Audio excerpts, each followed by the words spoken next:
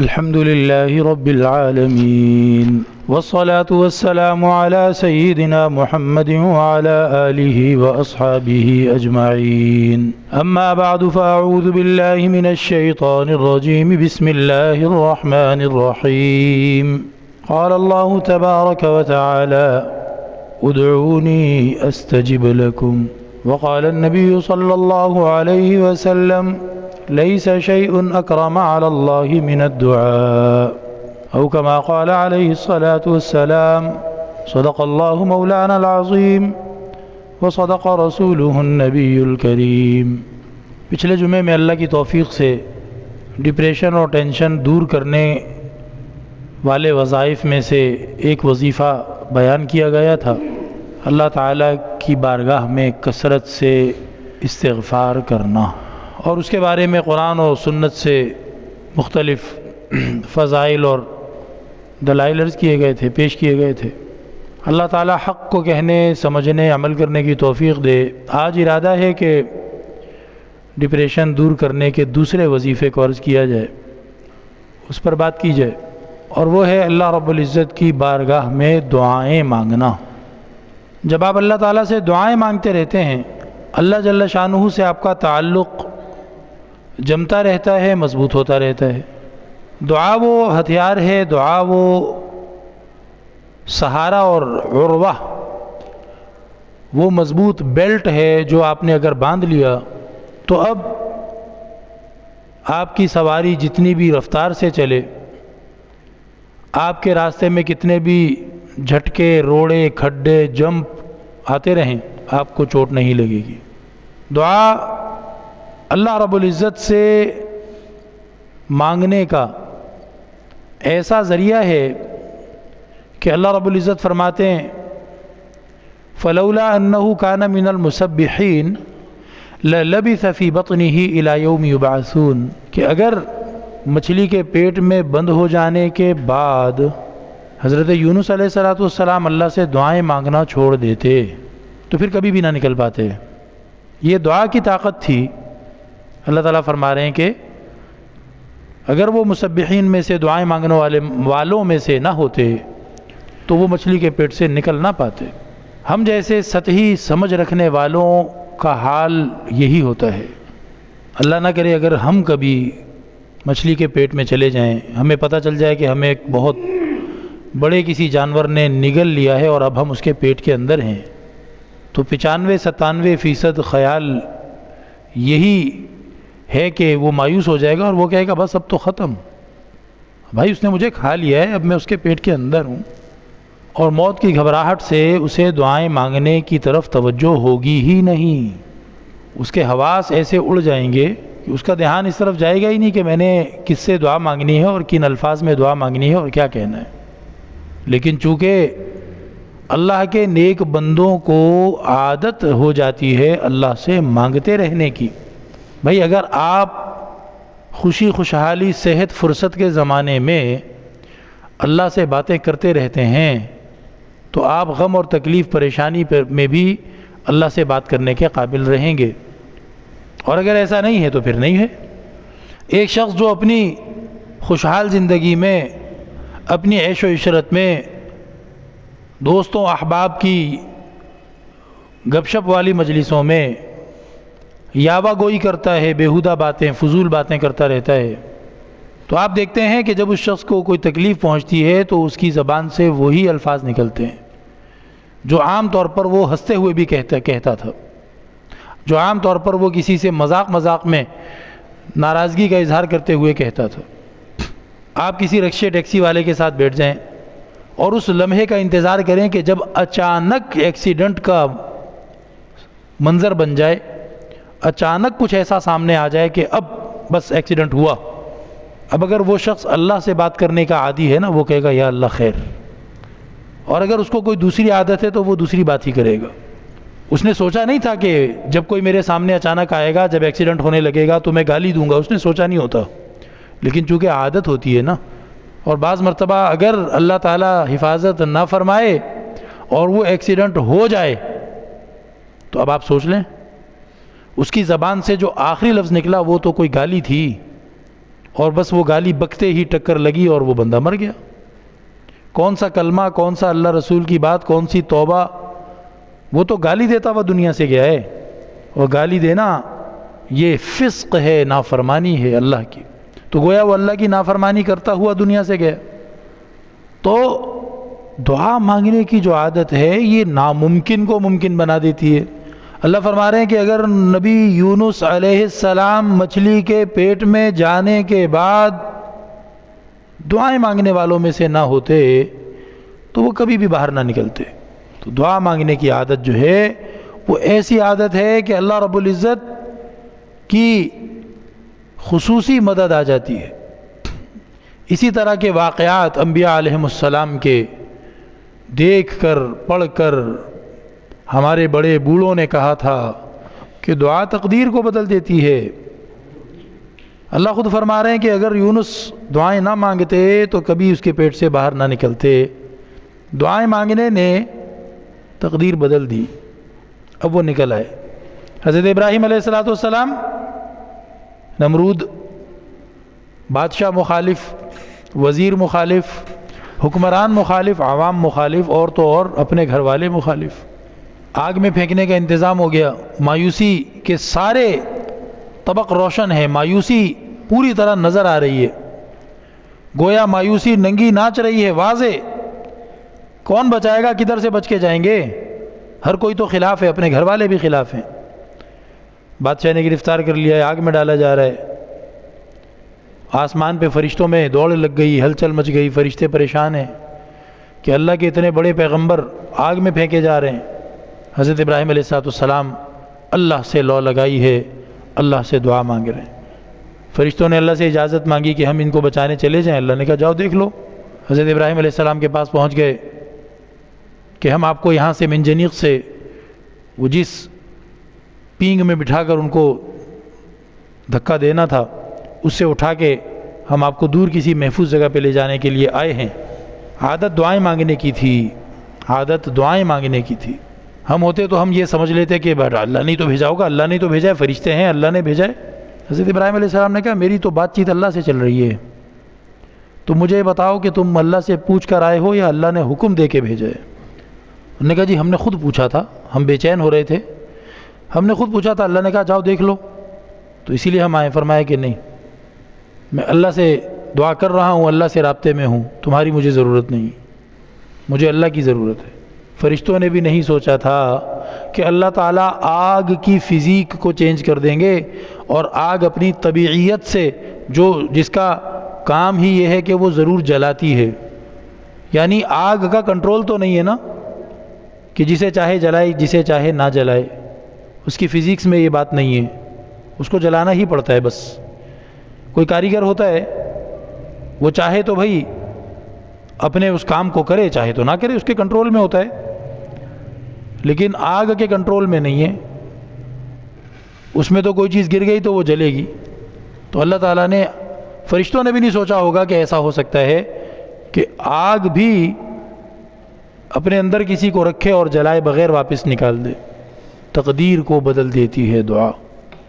یہ دعا وہ چیز ہے کہ نبی کریم صلی اللہ علیہ وسلم نے فرمایا لیس شیء اکرم علی اللہ من الدعاء، اللہ تعالیٰ جو سب سے زیادہ لحاظ کرتا ہے، جس سے اوپر پھر کسی چیز کا لحاظ نہیں ہے، وہ دعا ہے۔ دعا کا اللہ تعالیٰ بہت لحاظ فرماتا ہے۔ دعا کو اس کے آداب کے ساتھ مانگا جائے تو اللہ رب العزت اسے رد نہیں فرماتا، اللہ تعالیٰ اس دعا کی ضرور لاج رکھتا ہے۔ اسی لیے جو سمجھدار مؤمنین ہیں، سمجھدار مسلمان ہیں، وہ دعا کا خاص ذوق بناتے ہیں، زیادہ سے زیادہ نمازوں سے قبل، نہیں تو زیادہ سے زیادہ نمازوں کے بعد کوشش یہ ہو کہ پوری توجہ جما کر اللہ سے باتیں کی جائیں، اللہ تعالیٰ کو اپنے دکھ سنائے جائیں۔ رب انی مسنی الضر وانت ارحم الراحمین، حضرت ایوب علیہ السلام جن کے صبر کی، جن کے اواب ہونے کی، یعنی اللہ سے دعائیں مانگنے والا ہونے کی گواہی اللہ نے دی ہے۔ ان کے بارے میں اللہ تعالیٰ کیا فرما رہے ہیں؟ وہ اپنا دکھ سکھ ہم سے کرتا تھا، وہ کہتا تھا کہ یا اللہ مجھے بڑی بیماری پہنچ گئی، مجھے تکلیف پہنچی، مجھے درد ہے، مجھے تکلیف ہے، اور تو سب سے بڑا مہربان ہے، رحم فرمانے والا ہے۔ حضرت ایوب علیہ السلام کی جو تکلیف تھی، آپ کو بہت شدید قسم کی کوئی تکلیف ہوتی تھی پورے جسم میں، بعض نے کہا کہ شدید بخار رہا مسلسل لمبا عرصہ، کچھ لوگوں نے 40 سال کا عرصہ لکھا ہے۔ ہمیں مسلسل 1 ہفتہ بخار ہو جائے تو ہم بالکل چوزے کی طرح نکل آتے ہیں، وزن بھی کم ہو جاتا ہے، عقل بھی کمزور ہو جاتی ہے، ہر چیز کمزور ہو جاتی ہے۔ اور کسی کو 4-6 مہینے بخار رہے تو وہ تو پھر میرا خیال ہے زندہ ہی نہیں رہے گا، مر جائے گا۔ تو حضرت کو مسلسل اس طرح کی ایک سویئر شدید درجے کی تکلیف رہتی تھی، تو اللہ سے دعائیں، اور مایوسی والی پوری صورتحال بنی ہوئی تھی۔ اسی لیے بعض علماء نے لکھا ہے کہ حضرت ایوب علیہ السلام کو ان کے لوگوں نے چھوڑ دیا تھا، بھائی انہوں نے تو صحیح ہونا ہی نہیں ہے یار، بس ابھی دیکھ لیا کریں گے زندہ ہیں کہ نہیں، اگر زندہ ہیں تو ٹھیک ہے، ہم کیا کریں، فوت ہو گئے تو پھر دفن کر دیں گے۔ اور بیٹے فوت ہو گئے، اور اپنوں نے، رشتہ داروں نے چھوڑ دیا، اکیلے رہ گئے۔ ایسے مریض کی مایوسی کا کیا حال ہوگا آپ سمجھیں۔ اللہ نہ کرے اللہ ہم سب کی حفاظت فرمائے، ہم میں سے کوئی ہو تو ہم تو ویسے ہی مرنے کے لیے خواہش کرنے لگیں، اور شاید مرنے کی کوشش بھی کریں، کہ نہ تو بیماری ساتھ چھوڑتی ہے اور نہ اپنے وفا کرتے ہیں، بے رخی ہے، بے وفائی ہے، اور کمزوری اور بیماری ہے، اور وہ بھی طویل ترین، اتنی لمبی کہ ختم نہ ہونے کا نام نہیں لیتی۔ اور حضرت ایوب علیہ السلام اللہ تعالیٰ سے بات کر رہے ہیں، اللہ کو اپنا دکھ سنا رہے ہیں، اللہ کو اللہ کی رحمت کا واسطہ دے رہے ہیں، دعائیں مانگنا نہیں چھوڑی، دعائیں مانگنا نہیں چھوڑی۔ اور اس کے بعد اللہ تعالیٰ فرماتے ہیں کہ ہم نے پہلے سے زیادہ دولت دے دی، پہلے سے زیادہ صحت دے دی، پہلے سے زیادہ بیٹے دے دیے، پہلے سے زیادہ کنبہ خاندان دے دیا۔ دعا مانگنا چھوڑو نہیں بھائی، دعا مانگنا اختیار کرو۔ دعا مانگنے کی عادت نے نبیوں کی، قوموں کی، لوگوں کی، بڑے بڑے گناہگاروں کی بھی کایا پلٹ دی ہے، اور انہیں دنیا اور آخرت کی عزت اور خوشگواری دلوائی ہے۔ ایسے ہی تو نہیں، نبی کریم علیہ السلام نے فرمایا کہ الدعاء مخ العبادہ، اللہ تعالیٰ کی عبادت کرتا ہے، جو فرض عبادت ہے وہ تو اس کو کرنی ہی ہے، جو اس سے زیادہ نفل عبادت کرتا ہے تو اس کے لیے سعادت کی خوش نصیبی کی بات ہے، اللہ تعالیٰ کی رضا خوشنودی اسے ملے گی، اچھی بات ہے۔ لیکن بھائی آپ 1 کلو دودھ پئیں، اس کے بجائے آپ آدھا پاؤ مکھن کھا لیں، تو فرمایا کہ وہ دعا تو دعا ہے ہی نہیں جس میں مکھن نہ ہو، جیسے وہ دودھ ہی نہیں ہے۔ ایک مرتبہ کہیں میں موجود تھا ایک جگہ پر، تو وہاں لوگ اپنے کولر اور بالٹیاں اور پتیلے اور لے کر دوڑے چلے جا رہے ہیں۔ بھائی کیا ہوا؟ دودھ کا ٹرک کھڑا تھا، دودھ کا، وہ ٹائٹن، کیا وہ شاہزور سے تھوڑا بڑا ٹرک ہوتا ہے، وہ نیلا سا ایک ٹرک کھڑا تھا دودھ کا، اور وہ اپنی بالٹیوں میں سے لوگوں کے کولروں میں، بالٹیوں میں وہ دودھ بھر بھر کے دے رہے تھے سب کو، مفت میں دودھ تقسیم ہو رہا ہے۔ تو میں بھی وہیں کھڑا تھا، موجود تھا میں وہاں۔ کوئی 7-10 منٹ گزرے تو 1-2 بندے جو ہے نا وہ وہیں قریب کے اپنے گھر سے واپس باہر نکلے اور کہہ رہے ہیں کہ بیکار ہے، بیکار ہے۔ نے چولہے پہ چڑھایا، اس میں سے جلنے کی بدبو آنے لگ گئی، منہ میں ڈال رہے ہیں، ذائقہ ہی نہیں ہے، صرف رنگ ہے دودھ جیسا۔ تو ایسے ہی ایک بندہ ہمارے سامنے ہی وہ چلا گیا وہ ٹرک والوں کے پاس اور کہنے لگا، یار یہ تم کہہ رہے ہو دودھ ہے، یہ کیا چیز دے رہے ہو؟ تو اس نے کہا کہ یہ وہ دودھ ہے جس میں سے کریم نکال لی گئی ہے، مشین میں ڈالا گیا اور کریم ساری نکال لی گئی، اور کسی کمپنی نے منگوایا تھا یہ، اور باقی انہوں نے ہمیں بالٹیاں بھر کے واپس کر دیا، ہمیں بھی نہیں پتا، ہم تو سمجھے کہ یہ استعمال کے قابل ہوگا، تو ہم نے سوچا کہ اتنا زیادہ ہے چلو علاقے میں بانٹ دیتے ہیں، تو وہ کریم نکال لی تھی۔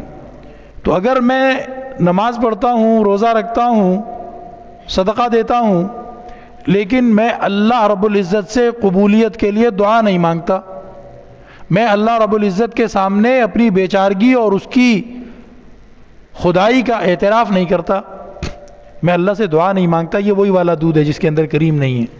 اور دعا ہی تو اصل عبادت کا مکھن ہے۔ اگر کریم نکل گئی دودھ میں سے وہ دودھ تھوڑی بچا. تو ایک تو عبادت کے دوران ہماری توجہ اپنی بندگی اور اللہ کی خدائی کی طرف ہو، اور دوسرا یہ ہے کہ دعا مانگنے کی عادت ڈالیں. 5 نمازوں کے ساتھ اگر کسی کی مصروفیت اس کو اجازت نہیں دیتی تو کم سے کم کسی ایک نماز کے ساتھ بیٹھ کر اللہ سے تسلی سے بات کرے. 2 منٹ کی بات کرے، 1 منٹ کی بات کرے، آہستہ آہستہ بڑھاتا چلا جائے. ہمارے استاذ مکرم اللہ ان کے درجات بلند فرمائے بعض دفعہ 25 منٹ کی دعا کروا دیتے تھے، اور جب اکیلے دعا مانگتے تھے تب تو ہمارا ان کو دیکھنے کا جو حوصلہ تھا وہ ختم ہو جاتا تھا. ہم اٹھ کے چلے جاتے تھے اور وہ دعا مانگ رہے ہوتے تھے. گھنٹوں گھنٹوں لمبی دعا. جس کو اللہ سے باتیں کرنے کا مزہ لگ جاتا ہے نا، اس کے دل میں جو اطمینان اور سکون کی دولت بھر جاتی ہے میں اور آپ سوچ بھی نہیں سکتے. اور یہ کوئی افسانوں کی، پریوں کی، دیو کی باتیں نہیں ہیں، یہ میرے لیے اور آپ کے لیے ہیں. ابھی آپ میں سے کوئی بھائی اللہ سے وعدہ کر لے، عزم کر لے کہ میں اللہ سے دعا مانگا کروں گا اور بہت اچھی مانگا کروں گا، اور وہ روزانہ 1 منٹ کی دعا سے شروع کرے. آپ دیکھیے گا ایک وقت آئے گا شاید چند ہفتوں کے بعد ہی کہ وہ 1 گھنٹہ بھی جم کے دعا مانگے گا، اس کے بعد بھی آپ اس کو اٹھائیں گے کہ یار اٹھ آگے کام سے جانا ہے تو اٹھے گا. اللہ تعالیٰ کے ساتھ ذرا دوستی لگا کے تو دیکھیں نا. ہم مسئلہ تو ہمارا ہے، ہم دوستی لگانے کی کوشش ہی نہیں کرتے. وہ ایک صاحب تھے، ان کو اللہ تعالیٰ نے کوئی عہدہ دے دیا ایک کمپنی میں، تو اب وہ کام کرتے تھے، کام کراتے تھے، تو سب لوگوں میں مشہور ہو گیا کہ یہ بہت برا شخص ہے، بہت غصے والا ہے، بہت خطرناک آدمی ہے، اس سے بچو بھائی. تو اسی طرح بات چلتی رہی. اس بندے کو پتہ بھی نہیں تھا کہ میرے بارے میں ایسی باتیں ہوتی ہیں. وہ بیچارہ اپنا کام کرتا تھا، جو اس کے ماتحت تھے ان سے کام کراتا تھا. تو ایک مرتبہ کچھ ماتحت بھی ساتھ تھے، اور وہ بھی کسی دوسری جگہ گئے، تو وہاں پر جو کمپنی کا کام تھا وہ تو پورا ہو گیا. اس کے بعد انہوں نے کہا بھائی دوسرے شہر میں آئے ہیں تو تھوڑا کچھ چیزیں خرید لیتے ہیں، کچھ 1-2 وقت کا کھانا جو ہے ساتھ گزار لیتے ہیں، پھر واپس جائیں گے. تو ان سے وہاں پر لوگ کہنے لگے کہ جی ہم نے تو آپ کے بارے میں سنا تھا کہ آپ بہت خشک طبیعت کے اور غصے والے اور ایسے ہیں، لیکن آپ تو ایسے نہیں ہیں. آپ کے ساتھ یہ جو 1-2 وقت کا کھانا ہم نے کھایا اور وقت گزارا، اس میں تو بہت اچھا لگا، بہت مزہ آیا. تو وہی مثال ہے کہ ہم اللہ تعالیٰ سے دوستی لگانے کی کوشش ہی نہیں کرتے. اللہ تعالیٰ ہمیں حکم دیتا ہے میری ناراضگی والے کام نہیں کرنا، ہمیں لگتا ہے اللہ سختی کر رہا ہے. اللہ ہمیں حکم دیتا ہے کہ میرے احکام کو پورے کرنا میرے نبی کے طریقے کے مطابق، شیطان ہم سے کہتا ہے دیکھو تم پہ سختی ہو رہی ہے. تو اللہ رب العزت سے دوستی لگانے کا مختصر اور آسان راستہ کیا ہے؟ ہم دعائیں مانگنے والے بن جائیں. اور طبیعت میں جو سکون اور اطمینان آتا ہے، آپ 1 منٹ کی اللہ سے دعا مانگ کے تو دیکھیں. آپ 1 منٹ کی اللہ سے دعا مانگ کے دیکھیں. اس دعا کے اندر آپ کے اوپر ادب کا جذبہ ہو، اللہ کے ساتھ ادب سے بات کریں، اور یہ یقین ہو کہ میرا رب میرے ساتھ ہر خیر اور بھلائی کرنا چاہتا ہے، میرا رب میرے ساتھ ہر خیر اور بھلائی کرنا چاہتا ہے اور وہ کر سکتا ہے بالکل. اور پھر آپ اپنا ہر دکھ اللہ سے بیان کریں، اللہ سے بات کریں. آپ چہرے پر ہاتھ پھیرنے سے پہلے آپ کے دل میں جو سکون اور اطمینان کی دولت اتر جائے گی وہ دنیا کی کسی دوا میں اور کسی کمپنی میں نہیں. اور نبی کریم صلی اللہ تعالیٰ علیہ وسلم نے یہ بھی ارشاد فرمایا کہ دعا جو ہے وہ ان مصیبتوں سے بھی چھٹکارا دلاتی ہے جو مصیبتیں آپ کے اوپر اتر چکی ہیں، اور ان مصیبتوں سے بھی چھٹکارا دلاتی ہے جو مصیبتیں ابھی آپ پر نہیں اتری. کتنی زبردست چیز ہے. صدقہ آنے والی مصیبت کو ٹالتا ہے، اور دعا اس مصیبت کو بھی ٹال دیتی ہے جس میں آپ پہلے سے پھنس چکے ہیں. ابھی پچھلے ہفتے میں ایک صاحب سے ملاقات ہوئی تو وہ بڑے مایوس تھے، اپنی کوئی پریشانی بتا رہے تھے، اور بیچ میں انہوں نے 2-3 دفعہ یہ جملہ کہا کہ میں نے تو بہت دعائیں مانگی، میری دعا تو سنی نہیں جاتی، میری دعا تو قبول نہیں کی جاتی. یہاں تک کہ میں ان کو ہر دفعہ منع کرتا رہا، اور میرے منع کرنے کے بعد انہوں نے پھر یہ کہنا چھوڑ دیا. تو وہ پتہ نہیں کتنا کہتے ہوں گے، بار بار کہتے ہوں گے میری دعا قبول نہیں ہوتی. نبی پاک علیہ الصلوۃ والسلام نے ارشاد فرمایا کہ اللہ تعالیٰ ہر بندے کی دعا کو قبول فرماتا ہے جب تک کہ بندہ جلد بازی نہ دکھائے. صحابہ نے پوچھا اللہ کے رسول جلد بازی کا کیا مطلب ہے؟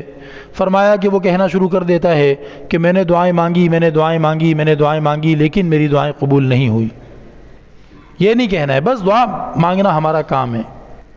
خود دعا مانگنے میں جو سکون اور جو ثواب اور جو اللہ کے بارگاہ میں درجے بلند ہوں گے ہمارے، وہ بہت بڑی دولت ہے. ایک بندہ اللہ سے دعا کر رہا ہے کہ یا اللہ مجھے فلاں چیز مل جائے، 50 سال دعا کرتا رہا، کوئی بات نہیں، وہ چیز اس کو ملتی تو اس کو نقصان ہی پہنچاتی جب ہی اللہ تعالیٰ اس کو نہیں دے رہے ہوں گے. لیکن یہ جو 50 سال سے دعائیں مانگ رہا ہے، ان دعاؤں کی وجہ سے اس کے کیا درجے بلند ہوئے، اس کو کیا اجر و ثواب کے خزانے مل گئے، اس کی کیا جنت بننے والی ہے.